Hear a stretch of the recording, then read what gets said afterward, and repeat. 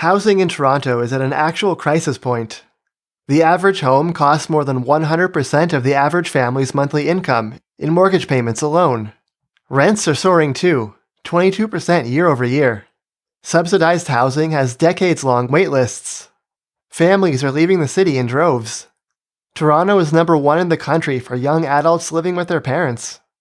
The scale of this disaster should justify an all-hands-on-deck emergency, where we pull all the stops to get more housing built, especially below-market or subsidized housing, that provides an affordable home for people on more moderate incomes.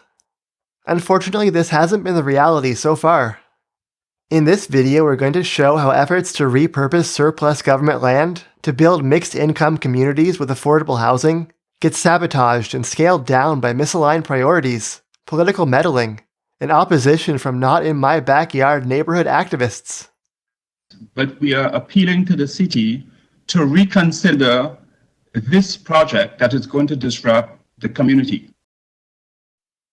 This site, 80 Dale Avenue near Guildwood train station in Scarborough, was surplus city land sold to a developer in 2017 by Build Toronto, the city corporation tasked with the city's surplus real estate assets.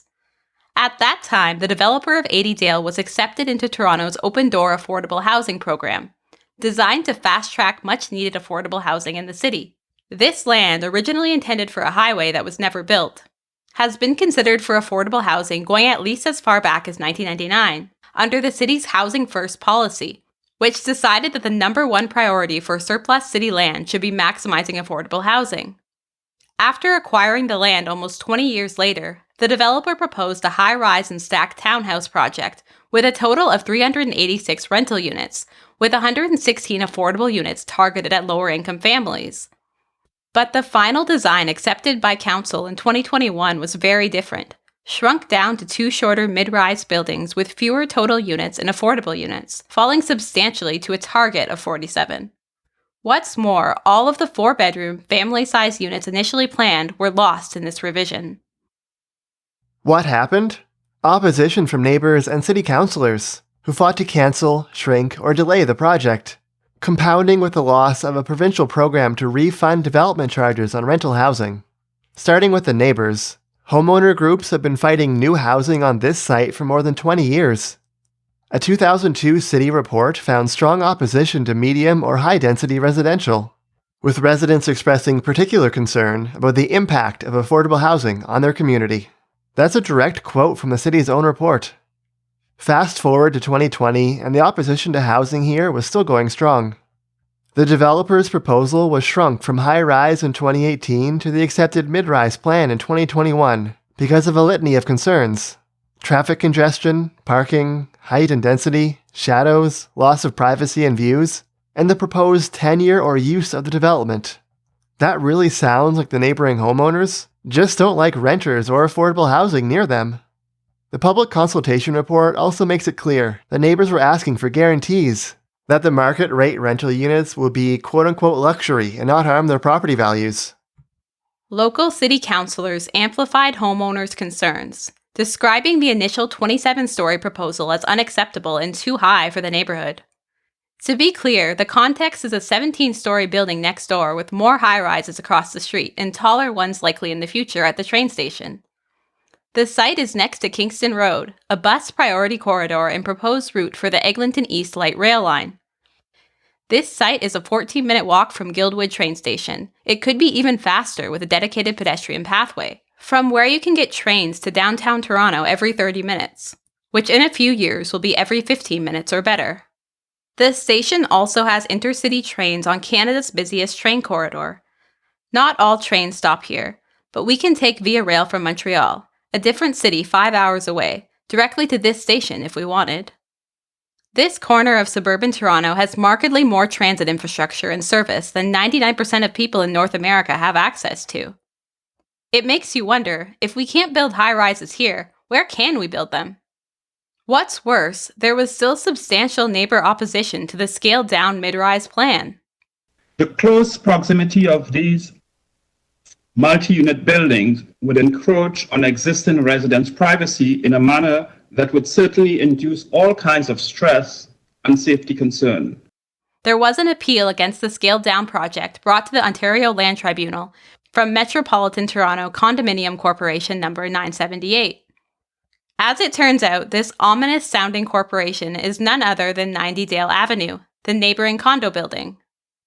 You heard that right. People from the neighboring 17-story building continue to fight against the scaled-down 12-story proposal, citing, among other things, the lack of affordable housing in the project, which is in large part because they and other neighbors and the local councillors oppose the height and density of the project.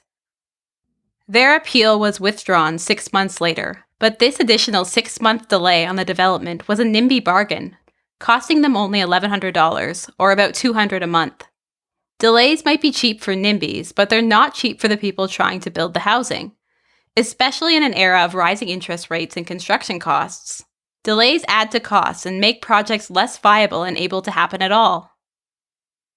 What also impeded the project, and contributed to the major loss of affordable units, was the province's cancellation of a development charge rebate program for rental housing. Development charges, or impact fees, are an upfront tax on new housing construction, intended to cover the cost of new services and infrastructure. They're politically popular with existing residents who like to keep property taxes low, and you can see the logic behind them.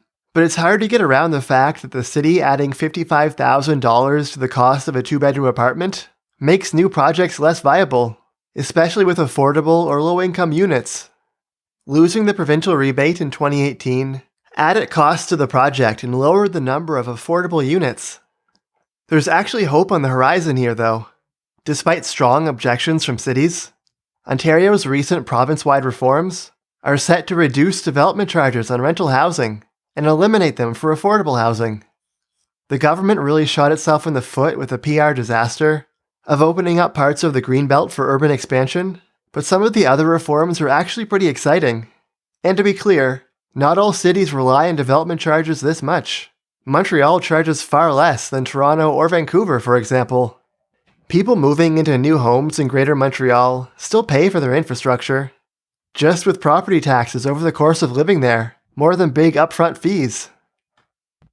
If there's anything we want to stress in this video, it's that affordable housing doesn't come from nowhere. It's not something we wish into existence. It's something we have to actively support and make feasible to build. Depending on the project, that can mean low-interest loans from the federal government. It can mean land contributions. It can mean rebates or exemptions on development charges. It can mean other grants and subsidies.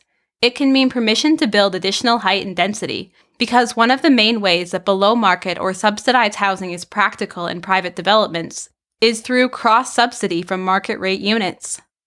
Some of the profits from regular market-rate units are used to subsidize the affordable or below-market-rate units, which means that allowing more market-rate units helps support affordable units. This project experienced a double hit, with neighbors and councillors fighting to cancel, shrink, or delay it, and then it also lost the provincial development charge rebate. Together, this resulted in a very concrete loss of affordable units, from the initial 116 to finally a target of 47. That's a loss of affordable housing for at least 69 families. For at least the past 2 decades, Toronto's stated priority for surplus city lands has been maximizing affordable housing. In practice, the number of affordable units gets scaled down, as negotiations uncover much different priorities on the part of homeowners and councillors. As you'll quickly learn from reading public comments, lots of neighbors actively oppose affordable housing and want guarantees of luxury housing. The tension is stark when councillors are forced to reconcile their theoretical support for affordable housing with their practical opposition to it. Here's a local councillor opposing the initial plan in 2018 with 116 affordable units. Affordable housing is essential, and the objectives to meet the much-needed demand have my full support. While increasing density and affordable housing is vital and addressed in the official plan, the unique character of neighborhoods is also supported in the official plan. I request your support in not allocating affordable housing funding for 80 Dale Avenue, and to look at more appropriate affordable housing development in a suitable location. This is frankly absurd and disappointing. We're not talking about demolishing medieval churches in historic Paris. We're talking about building housing on a vacant lot of surplus government land, on the edge of a regular suburban neighborhood in Canada's largest city. Let's be honest, there is no serious argument for a unique character here that's threatened by tall buildings or affordable housing. We're making this video in 2023, almost 2 years since the mid-rise version of this project was approved by Council, and almost 1 year since the friendly neighbors at 90 Dale dropped their appeal. In theory, the development should be able to proceed with the scaled-down mid-rise design and smaller amount of affordable housing. But if you go there today, you won't even see that under construction. You'll see a vacant lot with the same faded sign that was put up almost 5 years ago for the original proposal. After all of this, is any housing going to be built here, or did the NIMBY neighbors get their wish? We emailed the developer for comment, and they confirmed that they are still pursuing this project, but they highlighted what we mentioned earlier. Interest rates and construction costs are major pressures that they're dealing with in making this project and others financially viable to build. And these problems, we like to stress, are made much worse by delays. In the 5 years since the first proposal on this site, interest rates have almost doubled. Construction costs, materials, labor, and equipment have increased by a whopping 70%. 70%! Municipalities and planners often highlight the amount of housing that's been approved but not built, downplaying the extent to which their processes are a major obstruction to new housing. But we hope this video makes clear that the devil is in the details. Okay, so a project has been approved, but how long did it take? How much of the building was sacrificed? What other delays were added on after the approval process? And what happened to interest rates and construction costs during the delay? Did the delay affect eligibility for other funding sources? Bill 23 is a step in the right direction from the province, at least as far as development charters are concerned. But it's hard to walk away from examples like this and not think that our approach to housing is fundamentally broken. We'd like to give a special thanks to Housing Now TO, a group of volunteers working to hold the city accountable on its affordable housing targets. They gave us a tour of some affordable housing sites in the city and provided some of the background information and resources we used to make this video. If you'd like to hear more on affordable housing and housing reform in Toronto, follow them on Twitter and check out their website that tracks the status of affordable housing sites in the city. And don't forget that Toronto has a mayoral election coming up on the 26th of June. If anything in this video resonated with you, we'd urge you to make housing a priority and demand real reforms. Thanks for watching through to the end of the video. Don't forget to like and subscribe. And a special thanks to our supporters on Patreon.